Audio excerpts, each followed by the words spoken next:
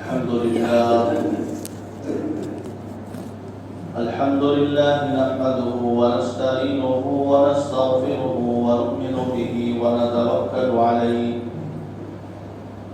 ونعوذ بالله من شرور أنفسنا ومن سيئات أعمالنا من يهده الله فلا مضل له ومن يضلله فلا هادي له ونشهد أن لا إله إلا الله وحده لا شريك له ونشهد أن سيدنا وشفيعنا وحبيبنا ومولانا محمدا عبده ورسوله أما بعد فقد قال الله تبارك وتعالى في القرآن المجيد أعوذ بالله من الشيطان الرجيم بسم الله الرحمن الرحيم قل هو الله أحد الله الصمد لم يلد ولم يولد ولم يكن له كفوا أحد وقال الله تبارك وتعالى لقد كفر الذين قالوا إن الله هو المسيح ابن مريم وقال الله تبارك وتعالى ولن ترضى عنك اليهود حتى تتبع ملتهم صدق الله العظيم قال النبي صلى الله عليه وسلم نعمتان مغبون كثير من الناس الصحة والفراغ وقال عليه الصلاة والسلام من تشبه بقوم فهو منه أو كما قال رسول الله صلى الله عليه وسلم حاضرین مجلس، بزرگان دین،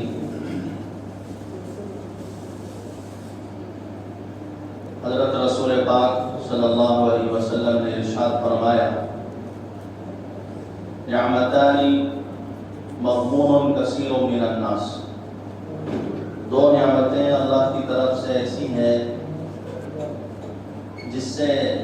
جن نعمتوں کی قدردانی سے بہت سارے لوگ غافل ہیں،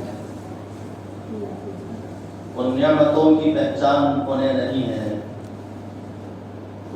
ان نعمتوں کی عظمت کا اندازہ انہیں نہیں ہے، اور ان نعمتوں کو گناہوں میں اور فضولیات میں خرچ کرتے ہیں۔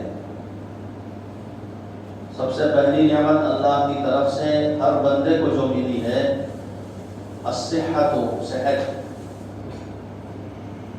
تندرستی، کتنی بڑی نعمت۔ حضرت عمر رضی اللہ تعالیٰ عنہ حضرت کے ساتھ آپ کے رفقا چند ساتھی راستے میں چلتے چلتے دیکھا ایک شخص کو کہ وہ بیمار پڑا ہوا ہے، کوئی بھی ظاہری نعمت اللہ کے پر اس کے جسم پر بالکل نہیں، جسم پورا زخمی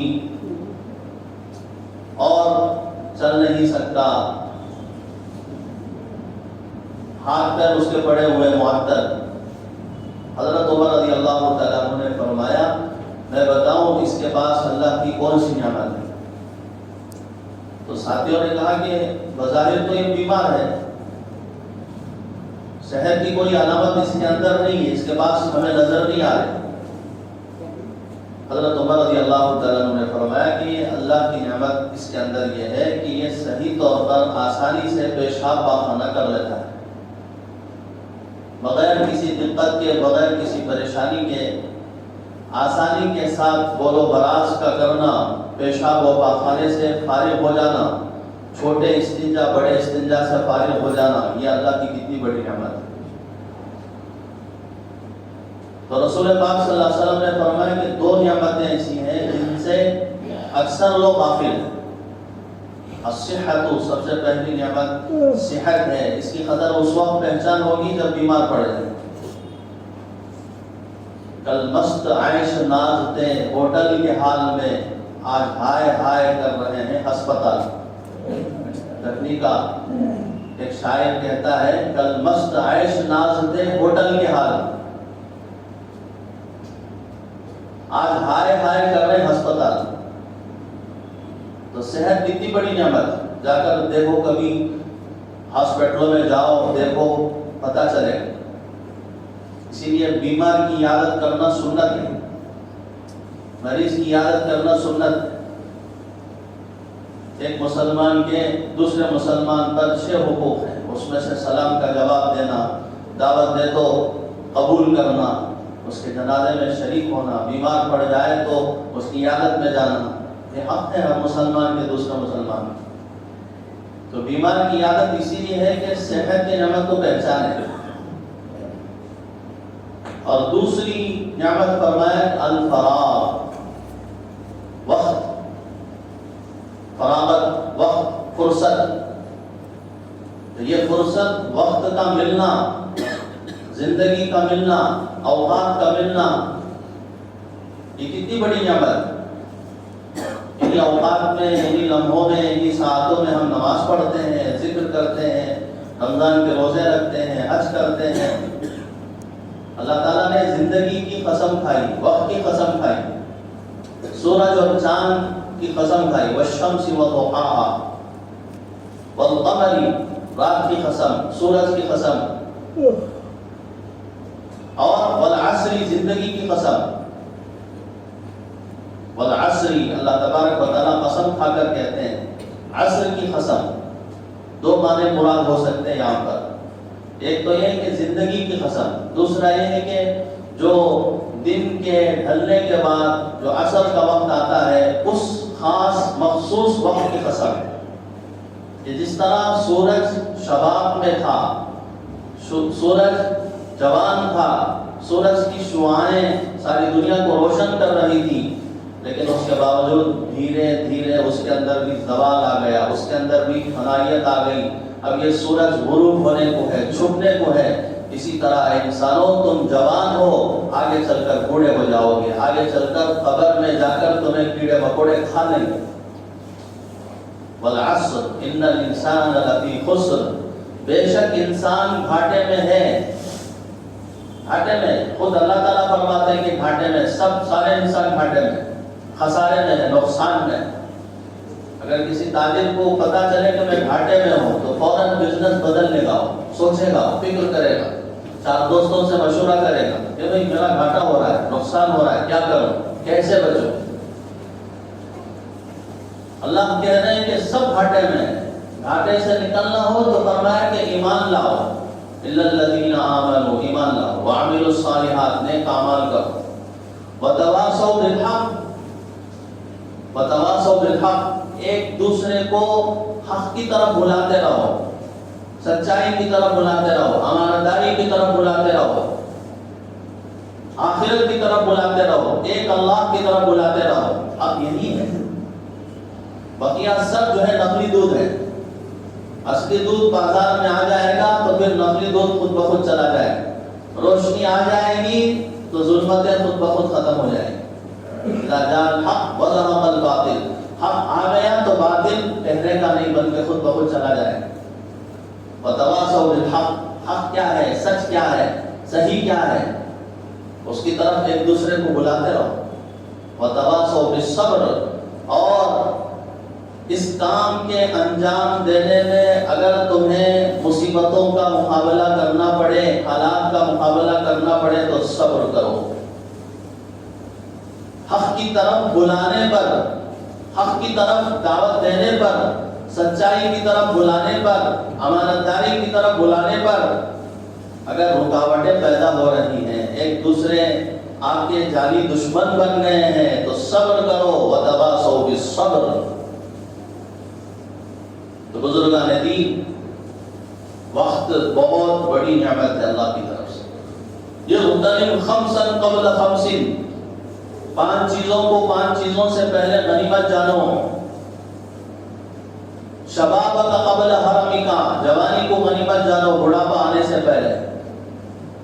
جوانی دیوانی ہے، جوانی کا سجدہ اللہ کو پسند ہے.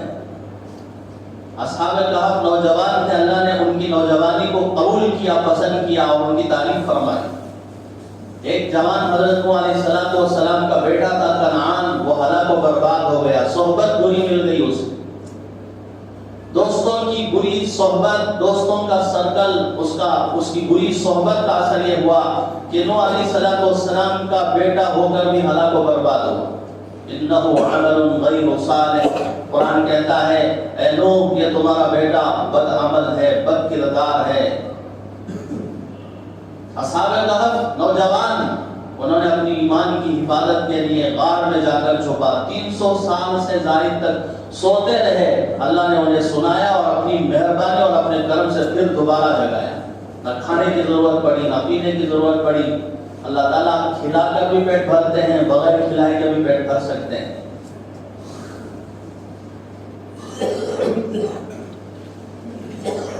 وقت بہت بڑی نعمت ہے اللہ کی طرف سے، اور وقت ضائع کر دیا تو اس سے بڑا خاسر کوئی انسان نہیں. اسی حدیث کے اندر بتایا کہ صحتک قبل فراغک، صحتک قبل حرمک، تو اپنی صحت کو غنیمت جان بیماری سے پہلے، اور تو اپنی فراغت کو غنیمت جان مشغولی سے پہلے. فراغک قبل شغلک، تو اپنی فراغت کو، وقت ہے،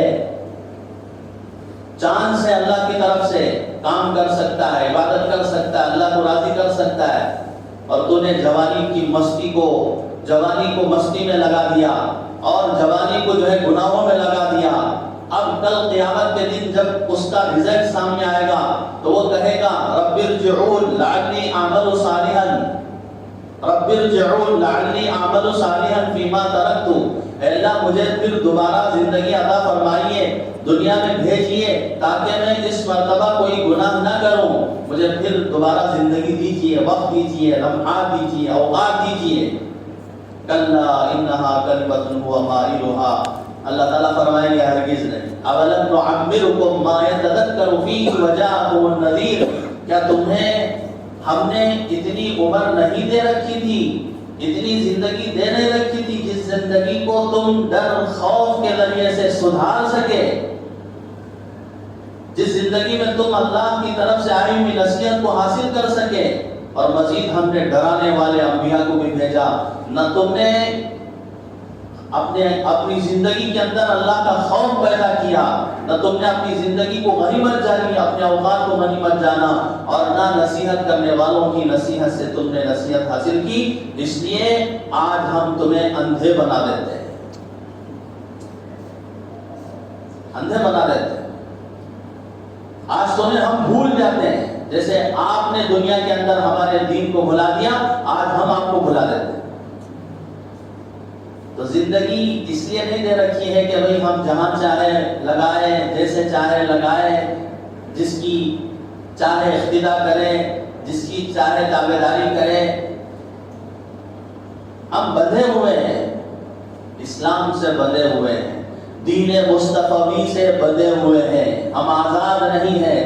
جو بیل بھینس جو جانور مالک کے ہاں بندہ رہتا ہے اس کی رعایت کی جاتی ہے، اسے کھلایا جاتا ہے، اس کی مالش کی جاتی ہے، اسے دکھ درد میں اس کا ساتھ دیا جاتا ہے، اور وہ بیمار ہو جائے تو ڈاکٹر کے پاس بھی لے جایا جاتا ہے. اور جو جانور کھلا چھوڑ دیتے ہیں جسے کوئی لگام نہیں، تو وہ ہر دکان کے پاس جائے گا، ہر ایک کے پاس جائے گا، منہ مارے گا، ڈنڈے کھائے گا.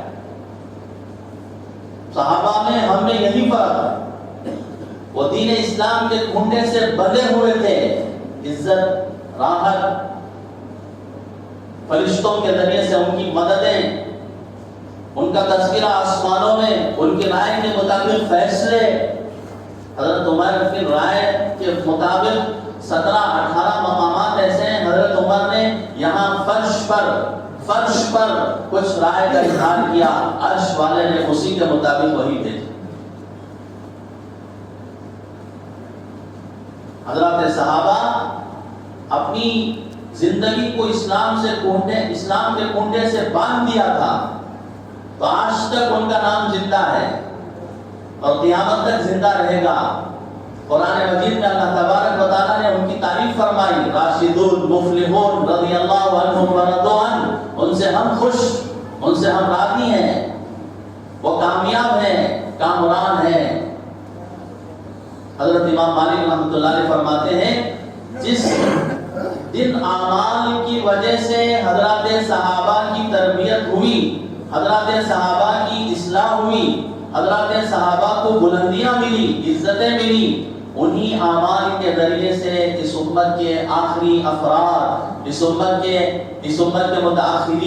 متاخرین افراد اور قیامت کے قریب تک آنے والے انسانوں کی انہی اعمال کے ذریعے سے اصلاح ہو سکتی ہے، رہبری انہی اعمال کے ذریعے سے ہو سکتی ہے، بلندیاں انہی اعمال کے ذریعے سے ہو سکتی ہیں۔ یہود و نصارہ کی پیروی، سال ختم ہونے کو ہے، اب اگلا سال آنے والا ہے، آج آخری دن ہے 31 دسمبر۔ ایک ہے قمری تاریخ، ایک ہے شمسی تاریخ، ایک ہے ہجری تاریخ، ایک ہے عیسوی تاریخ۔ انگریزی تاریخ، شمسی تاریخ، عیسوی تاریخ جائز ہے، درست ہے، لیکن اگر پوری امت مسلمہ ہجری تاریخ کو بھلا دے تو سب گنہگار۔ ہجری تاریخ کو بھلا دیا، قمری تاریخ کو بھلا دیا۔ ارے آج کون سا مہینہ ہے؟ بچے سے پوچھو، انگریزی میں فٹ سے بتا دے گا کہ دسمبر ہے۔ اسی بچے سے، بچہ چھوڑیے کسی جوان سے پوچھئے آج اردو کی کیا تاریخ ہے، آج قمری کون سا مہینہ ہے، بتائیں گے؟ معلوم ہے کس ماہ سے ہمارے سال کی ابتدا ہوتی ہے اور کیوں ہوئی؟ محرم سے سال کی ابتدا، ذی الحجہ یہ آخری مہینہ سال کا اسلام میں قمری حساب سے، ذی الحجہ ختم ہوا، محرم شروع ہوا۔ ہجری تاریخ کا کیا مطلب ہے؟ ہجرت سے اسلام کی تاریخ کیوں شروع ہوئی؟ اللہ ماشاءاللہ سب اس سے غافل۔ اگر قمری تاریخ کو بھلا دیا، چاند کی تاریخ کو بھلا دیا، مہینوں کو بھلا دیا مسلمانوں نے، فرمایا سب گنہگار ہو۔ کیوں؟ ارے چاند کی تاریخ ہی سے آپ جو ہے رمضان پہچان سکتے ہیں، رمضان کی ابتدا کب ہے، رمضان کی انتہا کب ہے، عید الاضحیٰ کب کریں گے، عید الفطر کب کریں گے، حج کا مہینہ کب آئے گا، کن ایام میں حج کر سکتے ہیں، کن ایام میں حج نہیں کر سکتے۔ اللہ تعالیٰ نے قمری تاریخ کو اسلام کے لیے مقرر فرمایا، شمسی تاریخ کو مقرر نہیں فرمایا۔ اگر شمسی تاریخ ہوتی تو بدلتی رہتی اور آدھی دنیا کے لوگ ایک ہی وقت میں ان کے لیے عبادتیں مخصوص ہوتی اور ان کے لیے سہولتیں ہوتی، اور آدھی دنیا کے لوگ صعوبتوں میں، مشکلات میں رہتے۔ اللہ تعالیٰ نے قمری تاریخ عطا فرمائی، کبھی گرمی کے روزے، کبھی سردی کے روزے، ایک ہی موسم میں ہماری عبادتیں نہیں آتی، موسم میں بدلتے رہتے ہیں۔ رمضان کا مہینہ گرمی میں آ گیا، کبھی سردی میں آ گیا، حج کا مہینہ کبھی بارش میں آ گیا، حج کا مہینہ کبھی اچھے سیزن میں آ گیا، اچھے موسم میں آ گیا۔ ایک ثانیت اسلام کے اندر، ہماری اسلام کے اندر ہے۔ اب یہ عیسوی تاریخ حضرت عیسیٰ علیہ السلام کی پیدائش سے انہوں نے شروع کی۔ خود عیسائیوں کو معلوم نہیں ہے صحیح تاریخ کہ حضرت عیسیٰ علیہ السلام کب پیدا ہوئے۔ کوئی کہتا ہے 25 دسمبر کو، کوئی کہتا ہے کہ 1 جنوری کو، کوئی کہتا ہے 16 جنوری کو، کوئی مئی کا مہینہ بتاتا ہے، کوئی کچھ، خود انہی کو معلوم نہیں کہ حضرت عیسیٰ علیہ السلام کی تاریخ پیدائش کیا ہے۔ بعد کے لوگوں نے یہ کرسمس ڈے بنایا جس میں اللہ معاف فرمائے ہمارے اکثر نوجوان، اکثر مسلمان ملوث ہیں اور مبارکبادی بھی دیتے ہیں، ہیپی نیو ایئر۔ واہ، یہ کون سی عبادت ہے بھائی؟ ہیپی نیو ایئر کون سی عبادت ہے؟ کس نے ایجاد کیا؟ کس کی سنت اپنا رہے ہو کہ حضرت عیسیٰ علیہ السلام نے اس کی تعلیم دی؟ کہ میری پیدائش کا جشن بناؤ. خود عیسائیوں سے ہم سوال کرتے ہیں. اللہ تعالیٰ کل قیامت کے دن حضرت عیسیٰ علیہ السلام سے پوچھیں گے انت قلت للناس اتخذونی و امی الہین من دون اللہ، کہ تم نے کہا تمہارے اپنی امت کو، تمہاری اپنی قوم کو کہ اللہ کو چھوڑ کر مریم کو اور مجھے خدا بنا لو، کیا تم نے کہا، تم نے دعوت دی اس کی؟ سبحانک، حضرت عیسیٰ علیہ السلام عرض کریں گے اللہ میں کیسے کہہ سکتا ہوں، یہ اتنا بڑا بہتان ہے مجھ پر کہ میں نے اپنے آپ کو خدا بتایا، اپنے آپ کو معبود بتایا، میں اپنی والدہ کو معبود بتایا. ایسا ہرگز نہیں ہے، اس طرح کی تعلیم میں نے ہرگز نہیں دی ہے.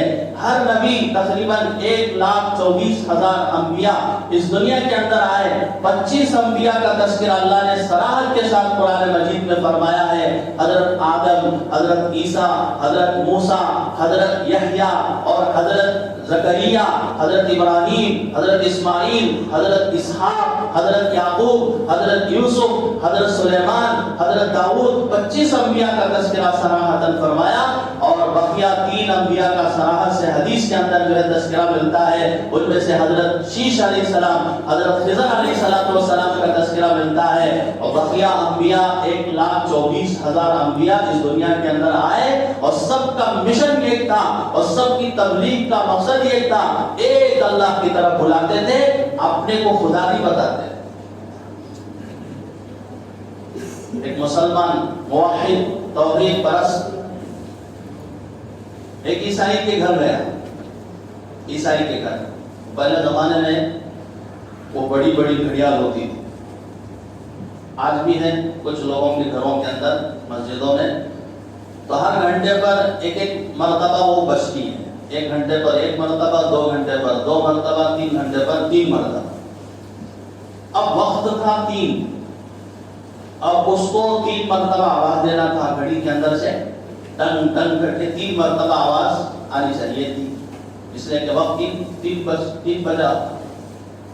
اب یہ مسلمان اندر بیٹھا ہے، عیسائی چائے وائے لانے کے لیے اندر گیا اور آیا یہ چائے لے کر، تو بجائے 3 مرتبہ گھنٹہ بجنے کے 1 مرتبہ بجا. 3 مرتبہ بجنے کے گھنٹہ 1 مرتبہ بجا. یعنی گھڑیال بتا رہا تھا کہ ہم 1 ہیں، 1 بج کر، جبکہ وقت جو ہے 3 بجے. تو اس مسلمان نے فوراً برجستہ اسی وقت کہا ایک شعر کا، تثلیث کے قائل نے کہا مجھ سے خدا ایک. تثلیث کا معنی عیسائیوں کے ہاں تثلیث کا عقیدہ ہے، تثلیث کا عقیدہ ہے کہ حضرت عیسیٰ کو بھی خدا مانتے ہیں، حضرت مریم کو بھی خدا مانتے ہیں، اللہ کو بھی خدا مانتے ہیں، اور سمجھتے ہیں کہ اللہ تعالیٰ نے نعوذ باللہ 25 دسمبر کو حضرت عیسیٰ کو جنا. 25 دسمبر پر اللہ نے نعوذ باللہ حضرت عیسیٰ کو جنا. اسی لیے میں نے سورہ اخلاص کی تلاوت کی، قل هو اللہ احد، کہہ دیجئے وہ اللہ اکیلا ہے. اللہ الصمد، اللہ بے نیاز ہے.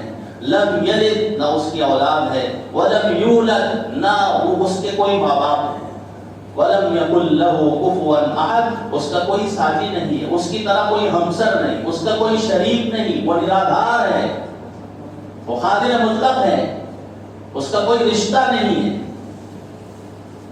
قل هو اللہ احد، اللہ کہتے ہیں کہ ہم اکیلے ہیں. تو تثلیث کا عقیدہ ہے عیسائیوں کیا، حضرت عیسیٰ کو بھی خدا مانتے ہیں، حضرت مریم کو بھی خدا مانتے ہیں، خود اللہ کو بھی خدا مانتے ہیں. تو تثلیث کے معنی عربی میں 3 خداؤں کا عقیدہ رکھنے والے. تو اس شاعر نے کہا، تثلیث کے قائل نے کہا مجھ سے خدا ایک تھا، 3 پر کانٹا میری ہیبت سے بجائے. 3 پر تھا کانٹا، مسلمان کی توحید کے روح سے بجا کتنی مرتبہ؟ 1 مرتبہ بجا، بجائے 3 مرتبہ بجنے کے 1 مرتبہ بجا. تثلیث کے قائل نے کہا مجھ سے خدا ایک تھا، 3 پر کانٹا میری ہیبت سے بجائے. تو کل قیامت کے دن اللہ پوچھے کہ حضرت عیسیٰ علیہ السلام سے، انت قلت للناس اتخذونی و امی الہین من دون اللہ قال سبحانک ما یکون لی ان اقول ما لیس لی بہ علم. حضرت عیسیٰ علیہ السلام کہیں گے یہ بہتان عظیم ہے نعوذ باللہ میں ایسی دعوت کیسے کہہ سکتا ہوں؟ اس طرح کی دعوت میں کیسے جو ہے اس طرح میں کیسے بتا سکتا ہوں کہ خدا کو چھوڑ کر میری عبادت کرو؟ آپ تو جانتے ہی ہیں میں نے دنیا کے اندر کیا کام انجام دیا. میں نے تو ایک خدا کی تبلیغ کی دنیا کے اندر.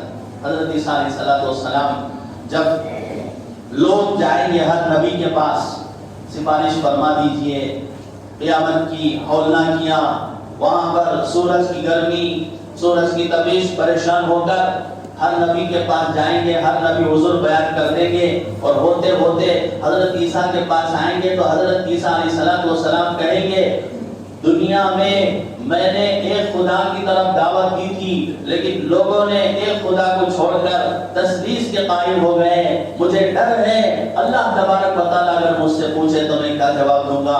میں سفارش نہیں کر سکتا، میں شفاعت نہیں کر سکتا.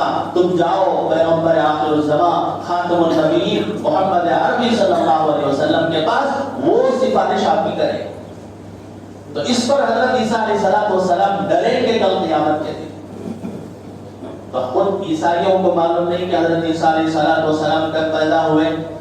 یہ تو بعد والوں نے اسے ایجاد کیا، اور جب سال ختم ہوتا ہے، جنوری کی پہلی تاریخ شروع ہوتی ہے، ٹھیک 31 کی رات کے 12 بجے ہیپی نیو ایئر بناتے ہیں. یہ کس کا طریقہ ہے؟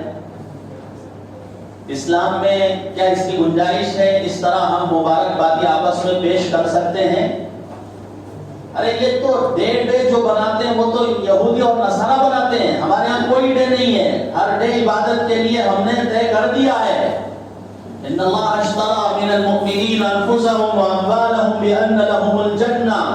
جنت کے بدلے میں تمہارے اوقات کو ہم نے خرید لیا، تمہاری زندگی کو ہم نے خرید لیا، تمہارے صبح و شام کو ہم نے خرید لیا.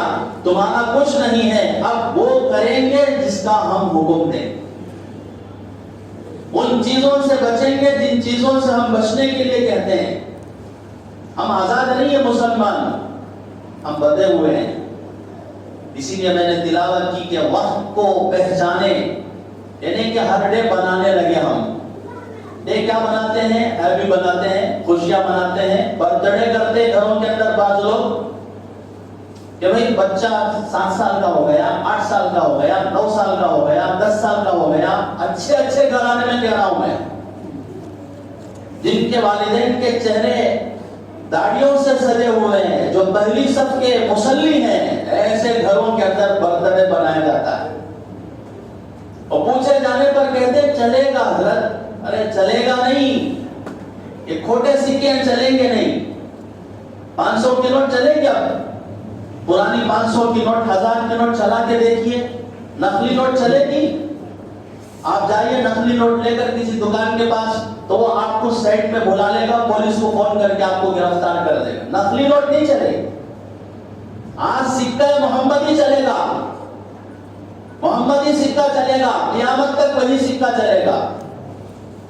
ولیکن رسول اللہ و خاتم النبیین، خاتم النبیین ہے.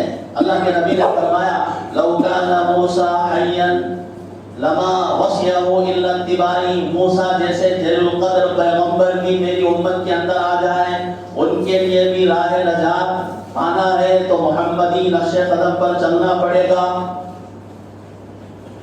آج جو یہودیوں کا راج ہے ساری دنیا کے اندر، عیسائیوں کا راج ہے، فرمایا رسول پاک صلی اللہ علیہ وسلم نے کہ نجات پاتے ہو، پانا چاہتے ہو تو محمدی طریقے پر چلو. ہمارے ہاں ہیپی برتھ ڈے نہیں ہے، ہمارے ہاں برتھ ڈے نہیں ہے. ارے برتھ ڈے کیا بناؤ گے؟ برتھ ڈے بناؤ. تمہاری زندگی کا 1 سال کم ہو گیا، 7 سال کا بچہ ہو گیا، 8 سال کا ہو گیا تو 1 سال کم ہو گیا نا. تو 1 سال کم ہو گیا تو خوشیاں منانا چاہیے یا افسوس یا محاسبہ کرنا چاہیے؟ ہوم ورک زیادہ ہے، اوقات کم ہے تو بچہ کیا کرے گا؟ خوشیاں منائے گا. ہوم ورک بہت زیادہ ہے، وقت بہت مختصر ہے، بچہ خوشیاں نہیں منائے گا، روئے گا. وہ کس بات کی خوشی مناتے ہو؟ برتھ ڈے کر کے. غافل تجھے گھڑیال یہ دیتی ہے منادی، خالق نے تیری عمر کی ایک آن گھٹا دی. ہر سال گھٹ رہا ہے، گھٹ رہا ہے، گھٹ رہا ہے. سورج طلوع ہوتا ہے اور بالکل سر کے اوپر کھڑا ہوتا ہے، اس کی جوانی ہوتی ہے، اور اس کے بعد ڈھلنا شروع ہو جاتا ہے. 40 سال تک جوانی، 40 سال کے بعد آدمی ڈھلنا شروع ہو جاتا ہے، اس کی زندگی کم ہوتی چلی جاتی ہے، اس کے قوا کام کرنا چھوڑ دیتے ہیں، اس کے پیر کام کرنا چھوڑ دیتے ہیں، اندر کا نظام بدل جاتا ہے. کون سی خوشیاں منائیں؟ الوقت اثمن من الذهب، وقت سونے سے زیادہ قیمتی ہے. گیا وقت پھر ہاتھ آتا نہیں. جنت میں جنتیوں کو کسی چیز کا قلق اور افسوس نہیں ہوگا بجز اس گھڑی کے جس گھڑی میں اللہ کا ذکر انہوں نے دنیا کے اندر نہیں کیا. سکندر ذوالقرنین میں نے واقعہ بتایا تھا، فرضی ہے یا واقعی واقعہ ہے. آب حیات کی تلاش میں اپنے رفقا کے ساتھ جا رہا تھا، رات کا اندھیرا تھا، غاروں کے اندر تہ میں جا رہا تھا، اندھیریوں میں ظلمتوں میں. اس نے اپنے ساتھیوں سے کہا، لوگوں جو کچھ اب نظر آئے اٹھا لو، اپنے جھولے کے اندر بھر لو. بھوکے پیاسے تھے، ان کو چلنا ہی مشکل تھا. کچھ لوگوں نے اپنے لیڈر کی بات کو مان کر جو کچھ انہیں چلتے چلتے نظر آیا اسے اٹھا کر اپنے جھولیوں کے اندر ڈال دیے، اور کچھ لوگوں نے چھوڑ دیا کہ بھائی چلنا ہی مشکل ہے، اسے ڈھو کر ہم کہاں لے جائیں. اب جب باہر نکلے، دن کا اجالا ہوا، سورج کی کرنیں پڑی، شعاعیں پڑی، تو دیکھا کہ جن لوگوں نے اپنے جھولیوں کے اندر جو بھرا تھا وہ پتھر نہیں تھے، وہ کنکر نہیں تھے، وہ ہیرے جواہرات تھے. ہیرے جواہرات اٹھانے والے یہ افسوس کیا، اس بات پر افسوس کیا، کاش اور اٹھا لیتے تو کتنا اچھا ہوتا، اور اٹھا لیتے تو زندگی بن جاتی، پیڑھیاں کھاتی، نسل کھاتی. اور جنہوں نے اٹھایا نہیں، جنہوں نے اپنے لیڈر کو گالیاں دی، جیسے مولویوں کو دیتے ہیں نا، کیا حلال حرام کر رکھا ہے، ہمیشہ حلال حرام حلال حرام. شریعت بناتے نہیں ہیں مولوی حضرات، شریعت بتاتے ہیں. شریعت بناتے نہیں ہے، بنی ہوئی اللہ کی طرف سے، رسول اللہ کی طرف سے. ہمیں کیا حق ہے کہ شریعت بنائے؟ یہ کیا اعتراض کرتے ہیں، یہ کیا بنا رکھا ہے، ہیپی برتھ ڈے مت مناؤ، یہ مت بناؤ، وہ کرو، یہ مت کرو. عرب دین اسی کا تو نام ہے، حلال حرام. کیا حلال ہے، کیا حرام ہے؟ الحلال بین والحرام بین.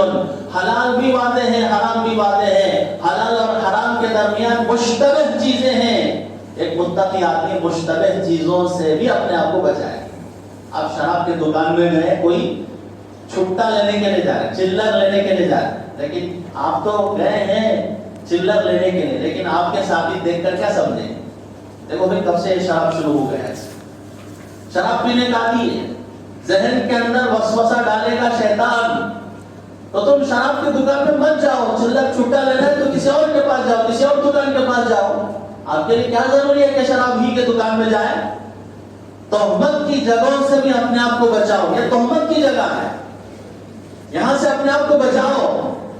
حرام تو دور کی بات، مشتبہ چیز سے بھی متقی اپنے آپ کو بچائے. امام ابو حنیفہ رحمۃ اللہ علیہ کے متعلق لکھا ہے کہ ان کے قریے میں، شہر میں بکری چوری ہو گئی. بکری چوری ہو، بکری چوری ہونے پر حضرت امام ابو حنیفہ رحمۃ اللہ علیہ نے بکری کی عمر معلوم کی کہ بکری کتنے سال تک زندہ رہتی ہے. بتائیں کہ اتنے سال تک زندہ رہتی ہے. حضرت نے بکری کا گوشت کھانا چھوڑ دیا اس ڈر سے کہیں چوری کی بکری مارکیٹ میں آ کر اس کا گوشت فروخت نہ کیا گیا ہو، اور جا کر ہم خرید کر لے لے کھا لیں تو پھر حرام غذا اندر پیٹ میں جائے گی، تو پھر عبادتوں کی لذتوں کو اللہ ختم کر دیں گے. اس ڈر سے بکری کا گوشت کھانا چھوڑ دیں. اس طرح کے تقوی پر اللہ دین کی سمجھ عطا فرماتے ہیں، نماز کی سمجھ عطا فرماتے ہیں، ذکر کی حلاوت عطا فرماتے ہیں، قرآن کی حلاوت عطا فرماتے ہیں. آج قرآن کی حلاوت نہیں ہے، نماز کا مزہ نہیں ہے، ذکر کی لذت نہیں ہے، دین اسلام کی لذت اور حلاوت نہیں ہے. کیوں نہیں ہے؟ اندر گندگی جمی ہوئی. بخار میں مبتلا ہو، اسے اچھی غذائیں اچھی نہیں لگتی، بریانی اچھی نہیں لگتی. جیسے سردی ہو، زکام ہو، اندر سے بیماری ہو، تو اچھی غذائیں اسے بھری نہیں لگتی، اس کا مزہ نہیں پاتا ہو، جو اندر سے بیمار ہے۔ اسی طرح ہم روحانی اعتبار سے بیمار ہیں، نماز کا مزہ ہمیں معلوم نہیں، ذکر کا مزہ ہمیں معلوم نہیں۔ ایک صاحب نے کہا، میں بار بار ان واقعات کو سنتا تھا کہ بزرگان دین پوری رات اللہ کے ہاں کھڑے ہوتے ہیں، نماز پڑھتے ہیں، 2 رکعت میں پورا قرآن ختم کر لیتے ہیں، پوری رات اللہ کے لیے وقف کرتے ہیں۔ مجھے تعجب ہوتا تھا یہ پوری رات کیسے اللہ کی عبادت میں مصروف رہتے ہیں۔ لیکن جب سے میں نے نوجوانوں کو دیکھا کہ پوری رات نیٹ میں رہتے ہیں، پوری رات فیس بک میں رہتے ہیں، پوری رات انٹرنیٹ میں مشغول رہتے ہیں، عیاش بنے رہتے ہیں، فواحش میں مبتلا رہتے ہیں، تو تب مجھے بات سمجھ میں آ گئی، جب یہ منکرات میں پوری رات رہ سکتے ہیں تو اللہ والے نیک کاموں میں پوری رات کیوں نہیں رہ سکتے؟ بزرگوں دوستوں، وقت اللہ کی طرف سے نعمت ہے۔ نعمتان مغبون کثیر من الناس، 2 نعمتیں ایسی ہیں اللہ کی طرف سے بہت بڑی نعمت ہیں، اور ان 2 نعمتوں سے اکثر لوگ اتنے ہی غافل ہیں جتنا کہ ان 2 نعمتوں کی عظمت ہے۔ وقت کی پہچان، وقت کی قدر، لمحات کو غنیمت جانے۔ ان لمحات میں ہم آزاد نہیں کہ جس کا چاہو، جس کی چاہے اتباع کرے، جس کا چاہے فالو کرے۔ اللہ کے نبی نے عبادتوں میں بھی یہود و نصارہ سے مشابہت اختیار کرنے سے منع فرمایا۔ محرم میں رسول پاک صلی اللہ علیہ وسلم نے حکم فرمایا کہ 2 روزے رکھو، اور اس کی وجہ یہ تھی کہ جب آپ صلی اللہ علیہ وسلم مدینہ تشریف لے گئے تو یہودیوں کو دیکھا کہ محرم کی عاشورے میں روزہ رکھتے ہیں، اور جو لوگ کہتے ہیں عاشورہ 10ویں محرم کا تعلق حضرت حسین رضی اللہ تعالیٰ عنہ سے، غلط ہے۔ 10ویں محرم کا تعلق حضرت حسین رضی اللہ تعالیٰ عنہ سے نہیں ہے، بلکہ اس تاریخ کی عظمت، اس کا تقدس یہود و نصارہ سے چلا رہا ہے۔ وہ بھی اس تاریخ کی عظمت بجا لاتے تھے۔ یہودیوں سے پوچھا کہ آپ 10ویں محرم کو روزہ کیوں رکھتے ہیں؟ انہوں نے کہا اسی تاریخ میں اللہ تعالیٰ نے ہمارے نبی حضرت موسیٰ علیہ السلام کو فرعون کے ظلم سے نجات عطا فرمائی، اور فرعون اسی تاریخ میں غرق ہوا، اللہ کے عذاب میں مبتلا ہوا، اس لیے ہم خوشی میں ہم روزہ رکھتے ہیں۔ اللہ کے نبی نے صحابہ سے کہا کہ جب ایک نبی کی خوشی میں یہودی روزہ رکھ رہے ہیں تو ہم زیادہ حقدار ہیں کہ ہم روزہ رکھیں، لیکن اے مسلمانوں، تم 1 تاریخ کا روزہ مت رکھو، یہودیوں کی مخالفت کرتے ہوئے 9 اور 10 کا روزہ رکھو، یا 10 یا 11 کا روزہ رکھو۔ 1 روزہ رکھیں گے تو یہودیوں کی مشابہت ہو جائے گی۔ اللہ کے نبی نے اس امت کو امتیاز بخشا کہ تم اپنی قدر پہچانو، کس نبی کی امتی ہو۔ یہودیوں کی مشابہت سے عبادت نہیں بچانے رسول پاک صلی اللہ علیہ وسلم، چاہے کہ دیگر اعمال اور دیگر لغویات اور فضولیات میں ہم یہودیوں کی اتباع کریں۔ اور آپ صلی اللہ علیہ وسلم نے فرمایا کہ داڑھی بڑھاؤ، مونچھ کم کرو، داڑھی بڑھاؤ، مونچھ کم کرو۔ اور حضرت ابن عمر رضی اللہ تعالیٰ عنہ اپنی داڑھی کو توڑی کے نیچے سے لے کر 1 مٹھ سے جو زائد بال ہیں اسے نکالتے ہیں۔ آپ کا ایک قول ہے اور حضرت ابن عمر کا ایک فعل ہے۔ حضرت ابن عمر کا یہ فعل رسول پاک صلی اللہ علیہ وسلم کو دیکھ کر ہی انہوں نے کیا ہے، اور ترمذی شریف میں یہ بھی حدیث ہے کہ خود آپ صلی اللہ علیہ وسلم ارزن طولن، داڑھی کے بڑے ہوئے بال جو 1 مٹھ سے زیادہ ہو اسے کاٹتے، اور محدثین لکھتے ہیں کہ داڑھی کو چھوڑ دینا جتنی چاہے لمبی ہو جائے یہ یہودی رکھتے ہیں۔ داڑھی جو ہے طولن اور عرضن جو ہے یہودی جو ہے یہ نہیں کرتے، بال نہیں بناتے داڑھیوں کے۔ آپ صلی اللہ علیہ وسلم نے وہاں کی مخالفت، یہودیوں کی مخالفت کے لیے آپ صلی اللہ علیہ وسلم بال بناتے تھے۔ یہودی مونچھ رکھتے ہیں، آپ نے اپنی امت کے لیے فرمایا کہ تم مونچھ کم کرو۔ کہاں کہاں رسول پاک صلی اللہ علیہ وسلم نے ہمیں امتیاز بخشا ہے۔ عبادتوں میں جب رسول پاک صلی اللہ علیہ وسلم نے اتنا اہتمام کیا ہے تو پھر دیگر لغویات اور فضولیات میں ہم یہودیوں کی اور نصارہ کی اتباع کریں۔ آپ صلی اللہ علیہ وسلم نے فرمایا کہ تم صفائی ستھرائی کا اہتمام کرو. ایک ہے طہارت، ایک ہے طہارت، ایک ہے پاکیزگی، نظافت. دو الگ الگ چیزیں. کپڑا میلا ہے، اس کے اندر نجاست نہیں ہے، اسی حال میں آپ نماز پڑھ سکتے ہیں. تو اس کپڑے کو آپ پاک کہہ سکتے ہیں لیکن صاف نہیں کہہ سکتے. صاف نہیں کہہ سکتے. گرد و غبار لگا ہوا ہے، میل کچل لگا ہوا ہے. اسلام کے اندر پاکیزگی بھی ہے، طہارت بھی ہے، صفائی بھی. آپ صلی اللہ علیہ وسلم نے فرمایا نظفوا افنیتکم، کہ تم اپنے گھر کے آنگن کو، صحن کو پاک صاف رکھو. اور یہودیوں کی مشابہت اختیار مت کرو. یہودی اپنے گھروں کے صحن آنگن گندے رکھتے ہیں. ترمذی شریف کی حدیث ہے جلد ثانی، وَلَا تُشَبِّهُ بِالْيَهُودِ، یہودیوں کے ساتھ مشابہت مت کرو. آج ہمارا حال گھر کا حال، گھر کی عورتیں گندی رہتی ہیں، میلے کچیلے کپڑے. ہماری عورتوں کا مزاج اللہ اکبر، جب شادی بیاہ میں جاتی ہے تو بن سنور کے جاتی ہے، اچھے اچھے کپڑے پہن کے جاتی ہے، اور جب شوہر کے سامنے رہتی ہے چڑیل جیسی رہتی ہے، بالکل میلے کچیلے کپڑے. گھروں کو پاک صاف رکھو، فرشتے آئیں گے. گھروں کے اندر گندگی ہو، فرشتے نہیں آ سکتے. آپ صلی اللہ علیہ وسلم نے فرمایا کہ تم برہنہ مت رہو، صدر کو ڈھانپ کے رکھو. کسی پوچھنے والے نے پوچھا اللہ کے نبی تنہا ہو تو کیا ہم برہنہ ہو سکتے ہیں، ننگے ہو سکتے ہیں؟ حضور نے فرمایا ارے تنہا ہو تو آپ تنہا کہاں ہے، وہاں تو اللہ بھی ہے نا، اللہ سے حیا کرو. ہاں ایک چیز ضرورتاً استنجا میں، بیت الخلا میں، وہاں پر سطر آپ چھپا نہیں سکتے، وہاں پر مجبوری ہے. لیکن فرمایا کہ بیوی سے صحبت کرتے ہوئے بھی اپنے سطر کو چھپاؤ. اس لیے کہ فرشتے جب تمہارا ننگا پن دیکھتے ہیں تو آپ کو چھوڑ کر چلے جاتے ہیں. کرامن کاتبین تو ہمیشہ رہتے ہیں. خامخواہ ان کو دور مت بھگاؤ، فرشتوں کو سطر چھپاؤ.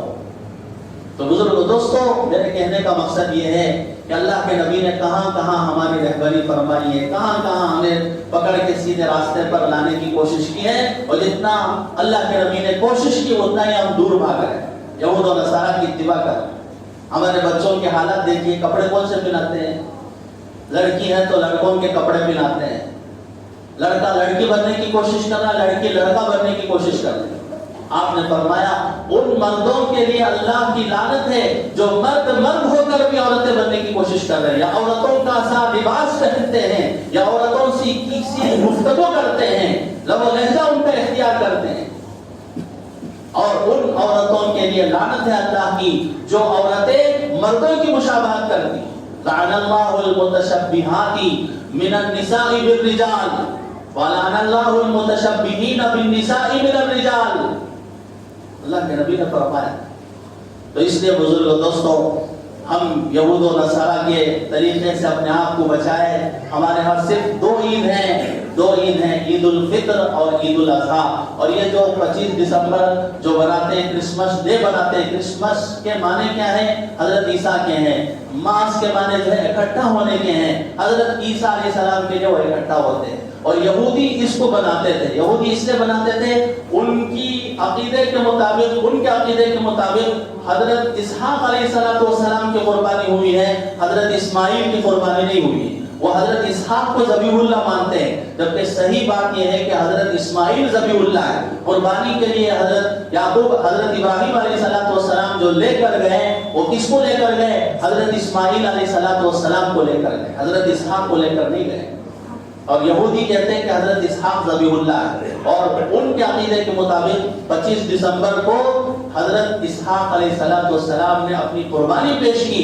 اس لیے جس طرح مسلمان ذی الحجہ میں عید الاضحیٰ مناتے ہیں، اسی طریقے پر وہ لوگ جو ہے عید مناتے رہے. اور اس کے بعد پھر جو ہے غلط چیزیں، رسومات، شراب نوشی، عیاشی، فحاشی اور عریانیت، عورتوں سے ملا، اور پھر آتش بازی کے تمام فضولیات بعد والوں نے ملا کر یہ جو ہے بالکل جو ہے لغویات میں شامل ہو گئے. اس لیے اپنے آپ کو بچانا چاہیے. من تشبہ بقوم فہو منہم، جو جس قوم کی مشابہت کرے گا اللہ تعالیٰ اسی قوم میں اس کا شمار فرما دے. اللہ ہم سب کی حفاظت فرمائے. اپنے نوجوانوں کو بھی بچائیے. خاص طور پر آج کی راتیں اللہ تعالیٰ نے اس لیے نہیں رکھی کہ ہم عیاشی کریں اور فحاشی میں مبتلا رہے، فواحش میں مبتلا رہے. اللہ تعالیٰ یہ راتیں جو ہے عبادت کے لیے دے رکھی ہیں. خاص طور پر سردی کی راتیں یہ اللہ کے یہاں بڑی قدر کی حامل ہوتی ہیں. اس لیے اپنے بچوں کو بالکل باہر نہ بھیجیے. ہو سکے تو اللہ کی عبادت میں آپ اپنے آپ کو لگائیے. اتنے منکرات اس رات میں ہونے جا رہے ہیں، اس لیے اللہ کو راضی کرنا ہے. کہیں ایسا نہ ہو کہ عذاب آ جائے. جب عذاب آ جائے تو سب مبتلا ہوں. اللہ تعالیٰ ہم سب کو حفاظت فرمائے. اللہ تعالیٰ یہود و نصارہ کی اتباع سے ہم سب کی حفاظت فرمائے. وآخر دعوانا الحمدللہ رب العالمین.